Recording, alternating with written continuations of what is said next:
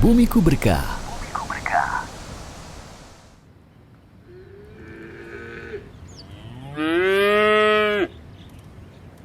Pernah kita kedatangan seorang teman yang tiba-tiba nelpon Ana bilang, "Pak, saya bawa pembeli, harganya sekian ya," gitu.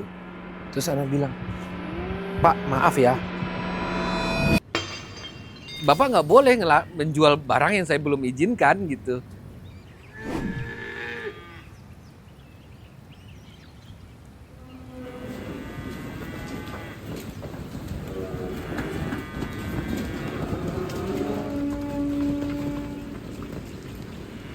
Assalamualaikum warahmatullahi wabarakatuh. Bakara Farm kita dirikan pada tahun 2013, ya kurang lebih 12 tahunan sekian, dan ini mungkin tahun ke-13 kita melayani penyediaan hewan kurban untuk masyarakat Jabodetabek, Jawa Barat dan sekitarnya. Bakara Farm ini kita dirikan qadarallahnya, masya Allah gitu. Adanya permasalahan yang kita nggak bisa selesaikan, akhirnya kita punya idean untuk kenapa sih nggak kita coba untuk bikin peternakan gitu. Bergerak di bidang herbal awalnya gitu. Kita salah satu produsen dan importir dari Habatus Sauda juga di Lantabura Group Depok, kantor kita di Depok gitu ya. Pada masa itu kita kesulitan untuk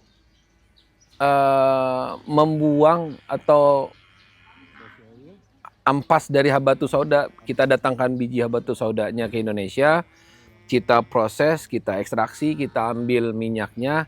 Nah, ampasnya ini masalah nih ketika untuk dibuang gitu. Kita buang ke lahan, ternyata dia muncul asap, dan banyak permasalahan lingkungan yang terjadi gitu. Kita bekerja sama dengan Pemkot Depok, mereka arahkan kita coba deh dieksplor apakah ini bisa dimanfaatkan atau tidak. Nah, ada satu orang peternak kambing atau domba gitu ya, mereka yang rutin nyoba untuk beli ampas Habatus Sauda itu ke kita gitu.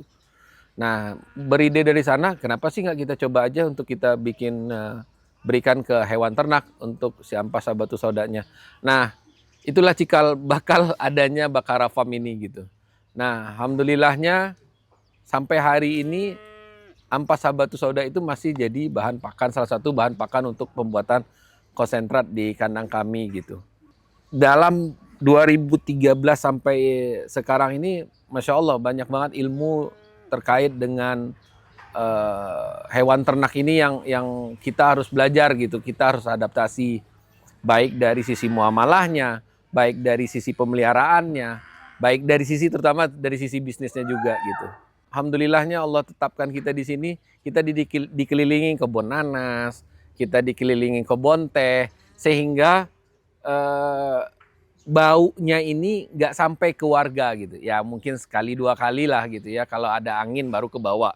Jadi kita ada di Green Belt, ya alhamdulillah gitu. Jadi ini juga merupakan kawasan peternakan dari Pemda Subang gitu, Pemkab Subang, sehingga kita pas bertempat di sini gitu. Dari 2013 itu kita udah mulai untuk melayani hewan kurban untuk dikirim ke Jakarta gitu. Tadinya kita hanya jualan sapi Jawa, sapi kayak simental limosin. Nah, terkait dengan kebutuhan market, akhirnya kita mencoba untuk bawa sapi tersebut dari NTT, NTB ke Jakarta. Kami berkeinginan, punya visi dan misi bahwa kita pengen menyediakan hewan ternak, potong, dan kurban yang baik gitu. Jadi dan mengutamakan prinsip-prinsip kehewanan dan muamalahnya, insya Allah kita pengen menjalani syariat yang ada. Apa hal yang kita pengen sampaikan di sini juga adalah bagaimana berjual beli hewan kurban. Ternyata banyak fikih-fikihnya yang harus kita lakukan. Pertama, hewan kurban itu udah kita miliki dulu, baru kita bisa jual gitu. Banyak dari mohon maaf gitu, masyarakat kita yang ya sapinya tahu di mana, masih di mana, udah dijual gitu. Padahal ini ada kaidahnya gimana kita mau jual beli hewan kurban itu gitu. Nah, alhamdulillah kami di sini kita miliki dulu hewannya, kita pelihara dulu, baru kita tawarkan ke calon pekurban gitu. Nah, itu poin pertama masalah ketersediaan hewannya. Masalah yang kedua adalah kenapa kita jualannya timbang real sih gitu. Kita pengen ya menurut pendapat kami, mungkin ada pendapat yang lain gitu, mendapatkan kami karena kami tahu bagaimana beternak, bagaimana pertumbuhan ternak, dan salah satu guru kami juga mengingatkan bahwa hati-hati terhadap timbangan karena itu akan bisa jatuh ke goror dan lain sebagainya, ada ketidakjelasan gitu ya. Walaupun ada pendapat yang lain juga gitu. Nah, kami di sini melayani dua. Kalau mau jualan ekoran, jogrokan, kita juga melayani sah aja. Tapi ketika si pembeli nanya timbangannya, kami pasti akan jawab timbangan terakhir gitu. Yang betul dilakukan timbangan. Jadi kami nggak akan jawab kira-kira gitu. Kira-kira sekian lah. Karena kami ini peternak, ketika customer yang datang kira-kira, pasti dia akan percaya dengan omongan saya gitu. Nah, ketika omongan kami ini kita sampaikan, itu akan mempengaruhi pembelian gitu. Makanya kami alhamdulillahnya kita timbang. Jadi sapi yang akan dibeli itu bobotnya kalau 291 ya 291 yang dibayar. Kalau bobotnya 315 ya 315 gitu. Jadi kita juga pengen menyampaikan ke panitia kurban juga, kalau ada kelebihan, kekurangan disampaikan ke pekurban. Karena itu amanah yang harus dijalankan gitu. Itu selisihnya bukan menjadi keuntungan gitu. Itu yang kita juga coba untuk obrolkan gitu. Kami ini adalah feedlot, penggemukan gitu ya. Bukan pengembang biakan. Ini dua hal yang berbeda. Kita bukan main di breeding, tapi kita main di pengemukannya. Pengemukan ini rata-rata 90 sampai 120 hari tergantung dengan jenis sapinya. Nah, kebetulan di sini kami juga selaku importir sapi dari Australia. Jadi mungkin nanti kita bisa lihat sapi-sapi yang dari Australia itu karakternya seperti apa, jenis-jenisnya seperti apa. Nah, untuk yang kurban, kami membawa hewan-hewan dari daerah lokal kita, dari Indonesia, dari NTT, NTB, dari Bali, dari Jawa gitu.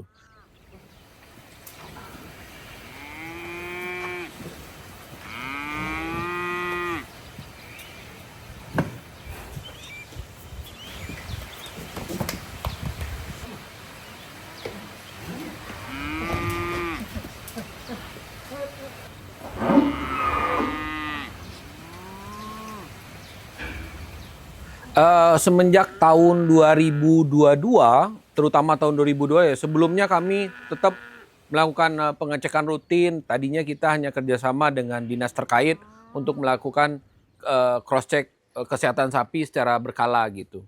Sebelum tahun 2022, Indonesia masih bebas penyakit mulut kuku dan Indonesia masih bebas penyakit LSD, lambskin disease gitu.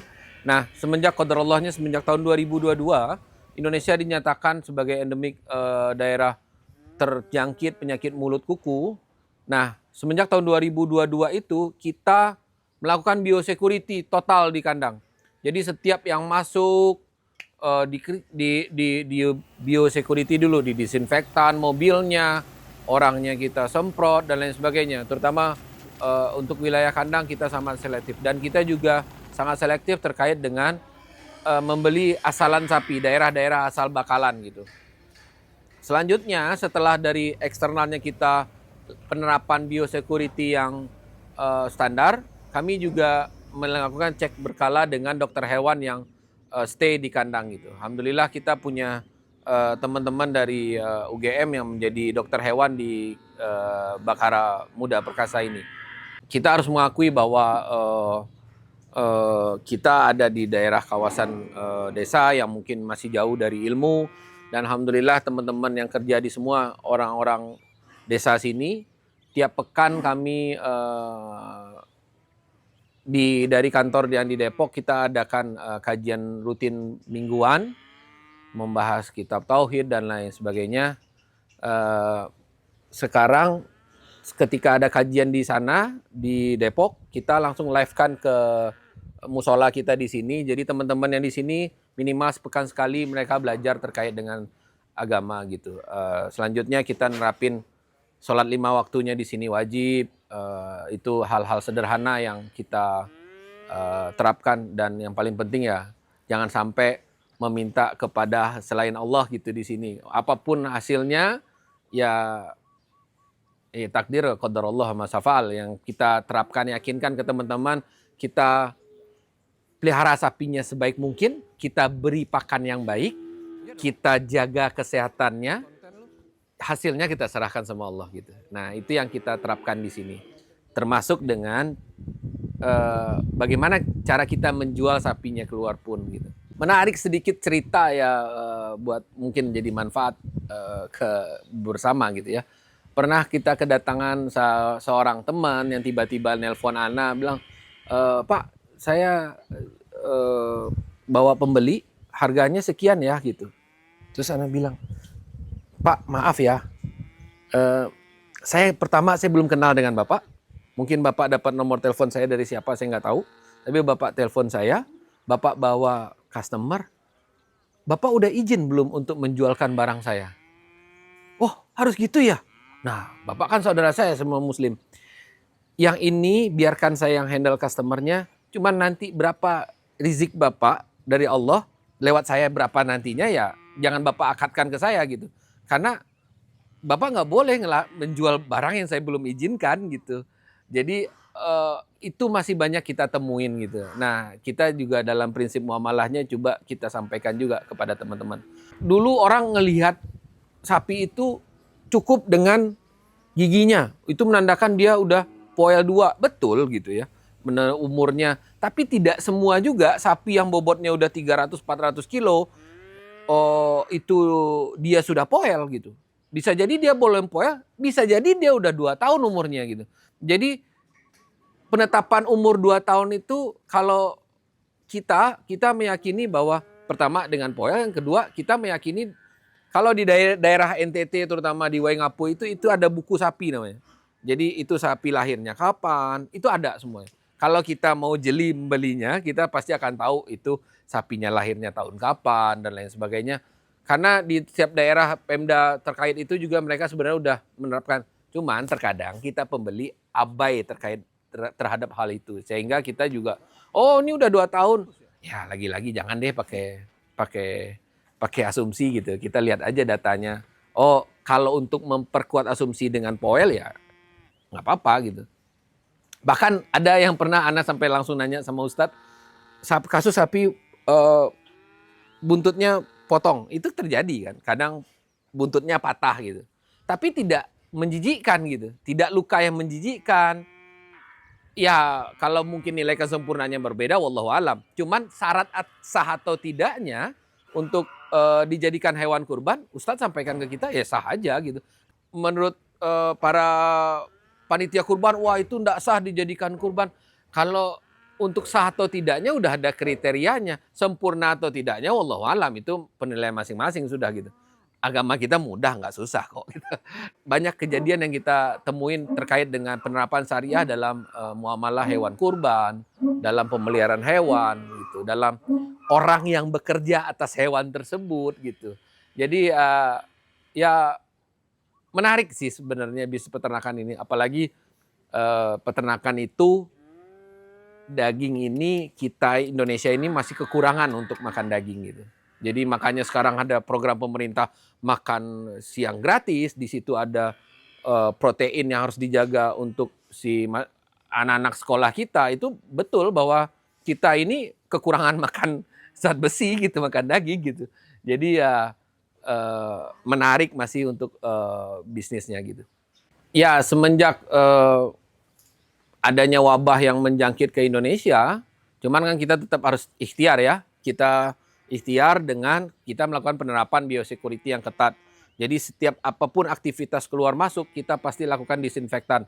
Yang disinfektannya ya food grade pastinya. Karena itu terkoordinasi langsung dengan Dinas Kesehatan di Subang, Pemda Subang gitu.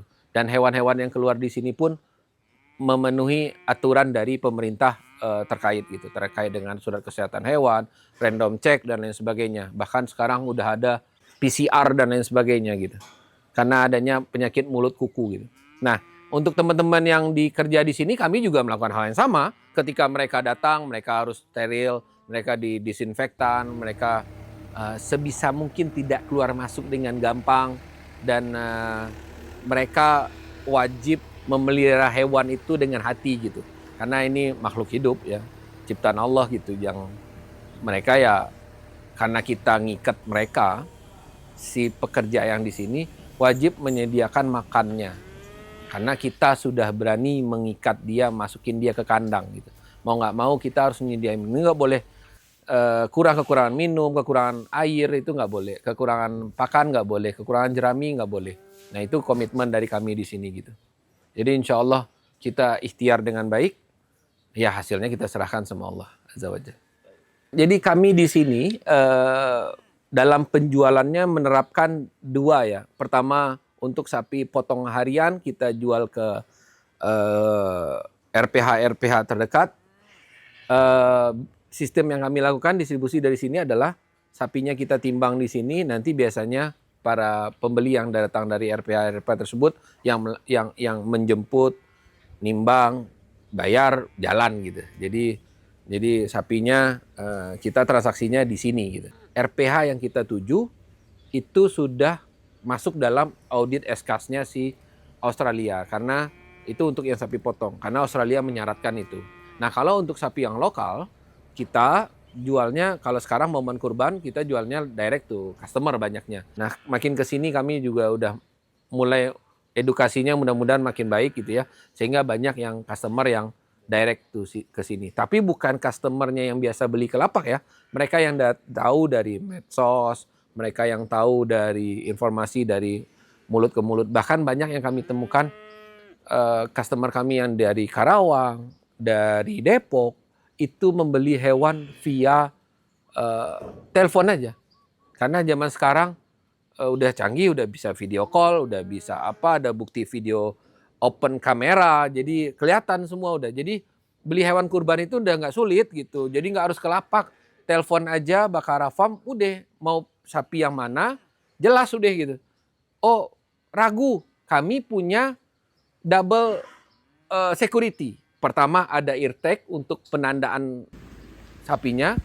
Kalau ragu dengan eartag, kami pasangin RFID. Nanti bisa kita lihat RFID yang ada di telinga sapi warna kuning kecil, itu untuk menjamin bahwa sapinya nggak akan ketukar gitu.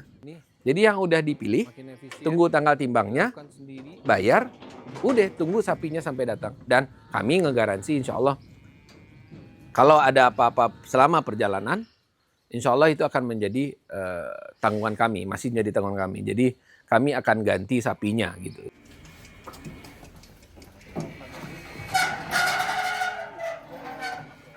Kami jual timbang itu, kita timbang real sapinya, harga tersebut udah include pengiriman ke Jabodetabek, Jawa Barat dan sekitarnya. Kami kirim ke Cirebon, kami kirim ke Pulau Seribu bahkan pernah. Jadi insya Allah kami udah punya jaringan di sana gitu. Kami menyediakan sapi dari bobot kecil insya Allah cukup syarat gitu ya. Dari bobot 200 kiloan up. Kalau dikali ya mulai dari sapi 16 juta, 15 juta kami juga ada insya Allah gitu ya. Sampai ada yang 1 ton juga ada gitu.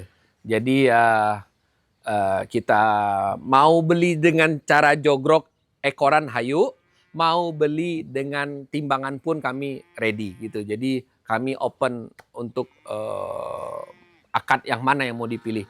Kalau akadnya adalah akad ekoran, kami akan menyampaikan bobot terakhir kapan pernah kami timbang.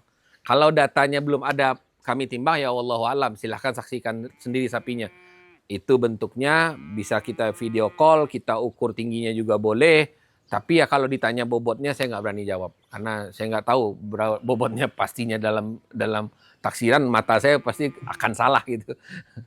Nah ini menarik, pengemukan sapi itu adalah ada beberapa dampak ekonomi yang kemanfaatan yang insya Allah Allah titipkan lewat kami ke masyarakat sekitar. Pertama, adanya supplier jerami, rumput, adanya supplier bahan untuk bikin konsentratnya yaitu bungkil-bungkilan, bungkil sawit, bungkil kelapa, bungkil onggo, kayak onggo gitu ya, ada dedak, mungkin ada beberapa barang impor juga kayak gandum itu kan impor ya, DDGS, dedak jagung itu kita juga kadang masih impor gitu ya. Itu beberapa part yang kita jadikan untuk ransum konsentrat.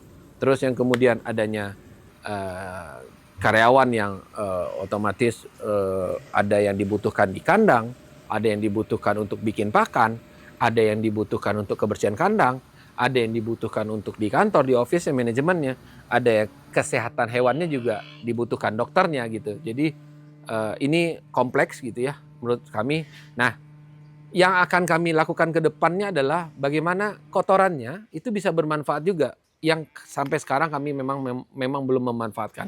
Kami masih berikan dalam bentuk basah ke sekitar masyarakat. Kadang itu jadi masalah juga kalau nggak dikelola dengan baik. Insya Allah ke depannya bismillah kami akan melakukan proses pengolahan kotoran gitu. Sehingga ada lagi nilai kemanfaatan dari pengolahan kotoran tersebut. Itu bisa dijadikan bahan pupuk kompos, pupuk kandang, dan bermanfaat insya Allah.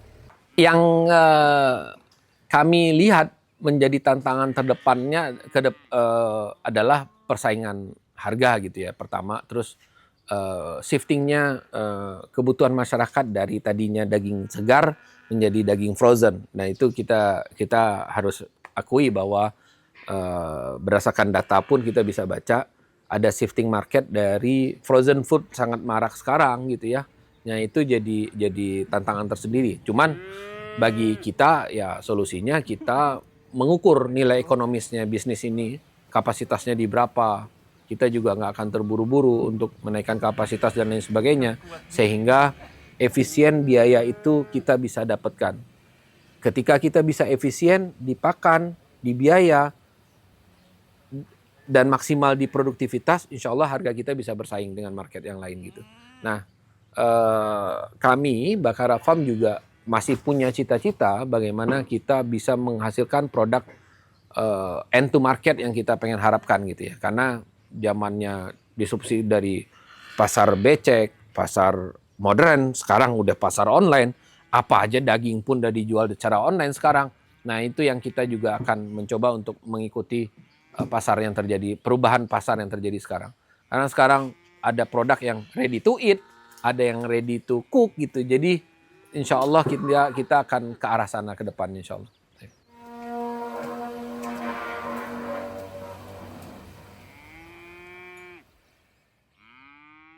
أولم يروا أنا خلقنا لهم مما عملت أيدينا أنعاما فهم لها مالكون.